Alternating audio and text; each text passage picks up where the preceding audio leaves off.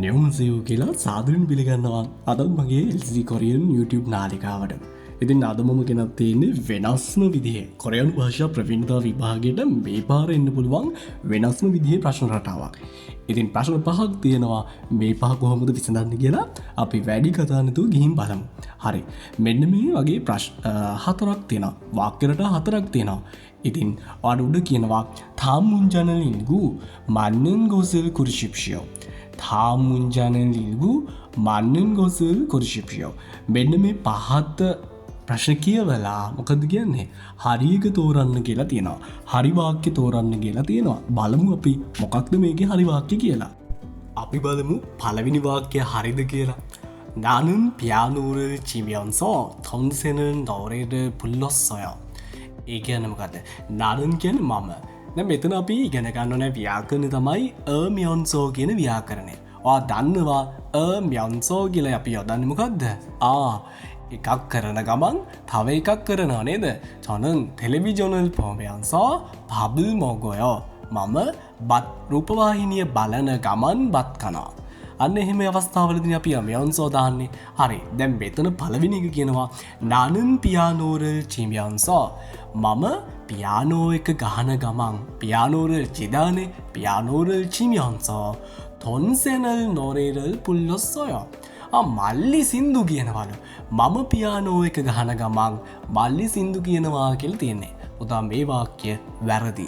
වැරදින්න හේතුව තමයි මමයි සින්දු මමයි පියානෝ ගහන්නේ තව කෙනෙක් කාන් සම්බන්ධ වෙලා ඒ වගේ අවස්ථාවලදී අමියොන්සෝ දාන්න බෑ. ඒක ඔයාම කරන ක්‍රියාවක් වෙන්න නෑ. ඒ නිසා මේ වාක්‍යයේ පළවෙනි එක වැරදි. අංක 2 බලන්නකෝ. 나는 아이스크림을 먹었으면서 집으로 갔어요. 나는 කියන්නේ මම.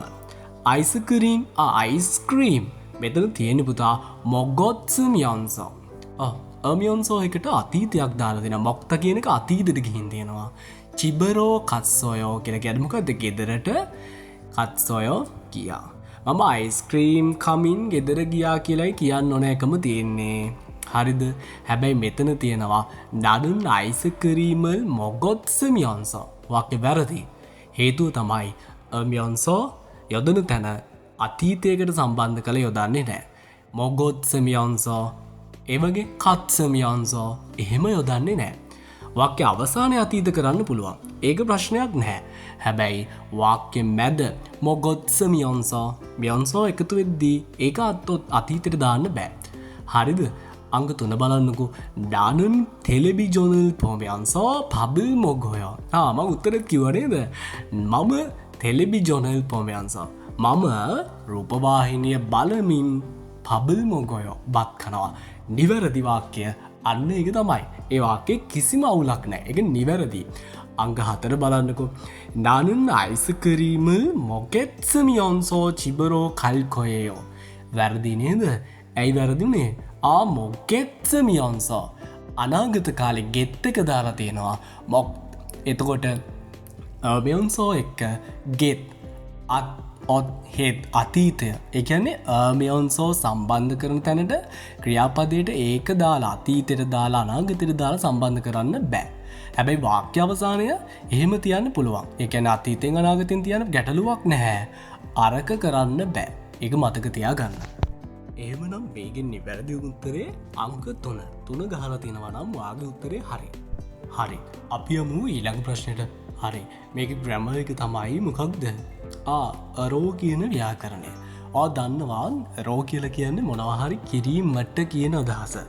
රෝ ආවට පස්සේ වාක්‍ය අවසානය කාදා ඕදා තනිද වගේ චලන ක්‍රියාවලින් අවසන් වෙනවා කියලා දන්නවා.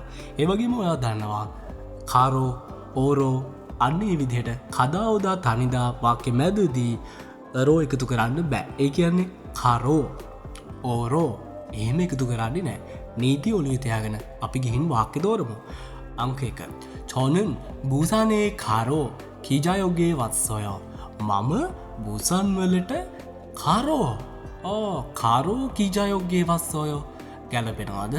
කරෝ කියලා තියෙනවා. වැරදි වාක්‍ය. මොකද රෝ කියන ව්‍යාකරණේ කදාවදා තනිදා වාක්‍ය මැද දෙකතු කරන්න බෑ. කරෝ කියලා දිනවනේ. ඒ කියන්නේ මේක වැරදි. අංක 2 බලන්න. සුජීෂිනන් තෙනිසරල් චිරෝ යොන්සබ් ජංගේ කස්ස. සුජී මහත්මයා ටෙනිස් ගහන්න ටෙනිසරල් චිදානේ.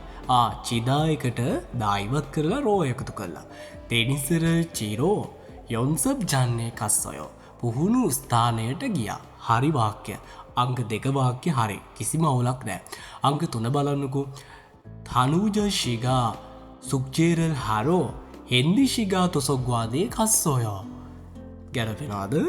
තනුජ ශිගා තොසොග් බේ සුක්චේරල් හරෝ. තනුජ සුක්චේ ගෙදර සුක්ච කියන්නේ ගෙදර වැඩනේ. තනුජ ගෙදර වැඩ කරන්නට හෙන්දි ශිගා තොසොග්වාන්නේ කස්සෝයෝ. අන්න බලන්න. තනුජයි හෙන්දි දෙකක් වෙලා නේද? එහෙම ගන්න බෑ. තනුජ දැන් මෙතනදී තනුජ ශිගා සුක්චේරල් හරෝ තොසොග්වාදේ කස්සෝයෝ කිව්වනම් හරි. හැබැයි මෙතනදී තනුජ ශිගා සුක්චේරල් හරෝ හෙන්දි ශිගා තොසොග්වාන්නේ කස්සෝයෝ. ගැලපෙන්නේ නැහැ. අංක 4 බලන්නකෝ. සුජීෂිනන් තෙනිසරල් චොත්සුරෝ යොන්සබ් ජන්නේ කස්සෝයෝ. ඒ වගේම ඔයා මතක තියාගන්න මේ වාක්‍ය වැරදි. 4 වෙනි වාක්‍ය වරදින්න හේතුව තමයි රෝ එක්ක අපි එකතු කරන ක්‍රියාපදේ තියෙනවා නේද? ඒක අතීතයට දාලා එකතු කරන්නේ නැහැ. ඒ කියන්නේ මොගොස්සරෝ චොත්සරෝ ඒ විදිහට එකතු කරන්නේ නැහැ. ඔය 4 වෙනි වාක්‍ය බලන්නකෝ රෝ තියෙන තැන එකතු කරලා තියෙන්නේ එහෙම. එහෙම එකතු කරොත් ඒක වැරදි. ඒ නිසා මේකේ නිවැරදිම වාක්‍ය අංක 2.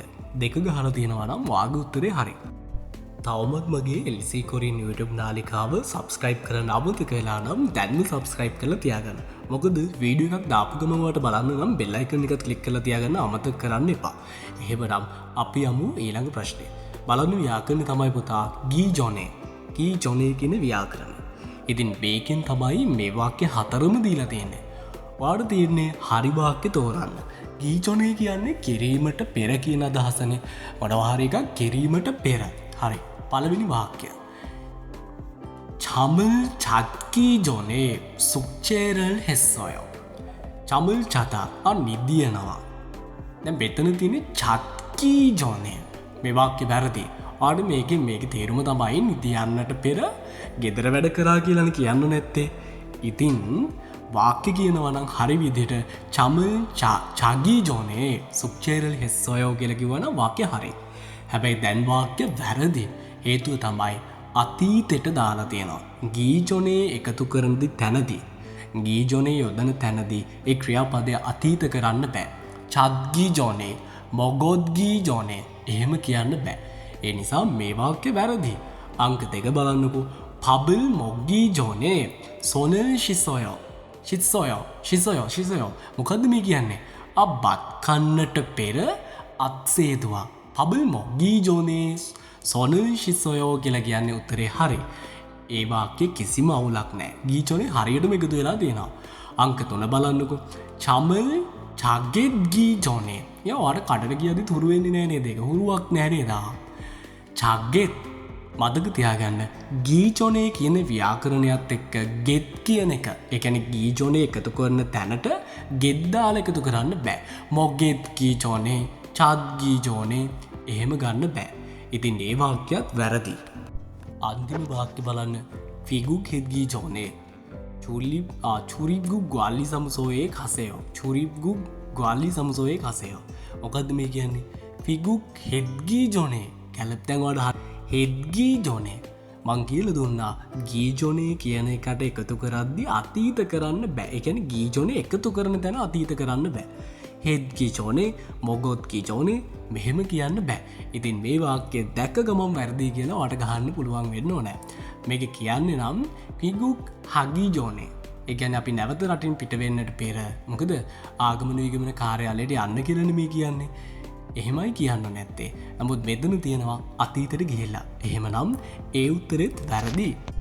එහෙමනම් මේකේ දෙවැරදි උත්තරේ කීයද? මේ පජාය අංක 2 ගහලා තියෙනවා නම් වාගේ උත්තරේ හරි. අපි යමු ඊළඟ ප්‍රශ්නේ මොකක්ද කියලා බලන්න. හරි. ඊළඟ ප්‍රශ්නේ බලන්නකෝ. වෙන්න තියෙනවා ඊළඟ ප්‍රශ්නේ.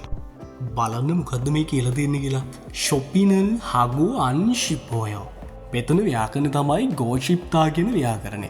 ඔයා දන්නවා ගෝෂිප්තා කියලා කියන්නේ උවමනයි අවශ්‍යයි කියලා කියන්නේ. තමට මොනවා හරි දෙයක් මොක්කෝ ෂිපෝයෝ කන්න උවමනයි. වශිගෝෂිප්පය බොන්න උමනයි. ඒ විදිහට තමයි තියෙන්නේ. ඉතින් බලන්න මේ ගෝෂිප්ත යොදලා තියෙන හරි වාක්‍ය මොකක්ද කියලා. පළවෙනි එක ෂොපිනල් හගෝ අන්ෂිප්පය. නිකන් කියද්දි තුරු නෑ. ෂොපිනල් හගෝ අන්ෂිප්පය. බලන්න අන් කෑල්ලක් මැදට ඇවිල්ලා තිනවා. බෑ. එහෙම ගන්න බෑ. ෂොපිනල් හගෝ ශිපෝයෝ කියන වැරෙන්න ෂොපිනල් හගෝ අන්ශිබෝයෝ අන් කෑල්ලක් එකතු කරලා මැදදී කියන්න බෑ. ඒ වාක්‍ය වැරදි. අංක 2 බලන්න.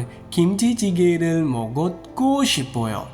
කිම්චි චිගේ බලන්න අතීතයක් මොක්තා කියන එක අතීතයට දාලා ගෝෂිප්ත එකතු කරලා තියෙනවා. වාක්‍ය හරි වෙන්න පුළුවන්ද? බෑ. වාක්‍ය වැරදි. මොගොත්කෝ ශිපෝයෝ කිසිම ගැලපීමක් නෑ. එහෙම ගෝෂිප්තා එක්ක එකතු කරන තැන ක්‍රියාපදය අතීත කරන්න බෑ. හරි ඒකත් මතක තියාගන්න ඕනේ. එක වැරදි. අංක 3 බලන්න. 나는 스키를 잘 타고 싶겠다.